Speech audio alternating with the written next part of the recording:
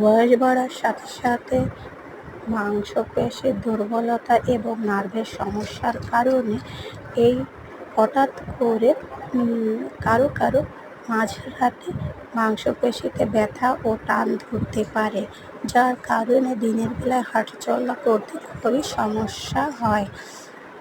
তবে এই সমস্যাগুলি হয়ে থাকে যারা খুব বেশি পরিশ্রম করে, তাদের মাংসপেশিতে টান ধরে।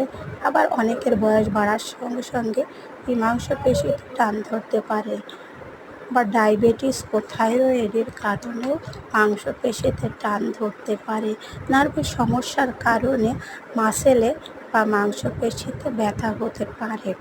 তাই এই থেকে রক্ষা পাওয়ার জন্য আমাদের যখন বয়স একটু বেশি হয়ে যাবে, তখন আমরা মাঝে মাঝে সরিষার তেল এবং রসুন একসঙ্গে গরম করে রাতে শোবার সময় মাংসপেশিতে মালিশ করে শুতে পারে।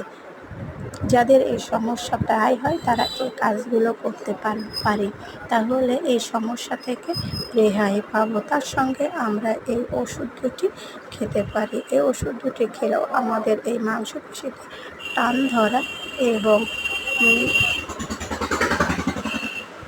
মাংসের ব্যথা থেকে আমরা রক্ষা পেতে পারি।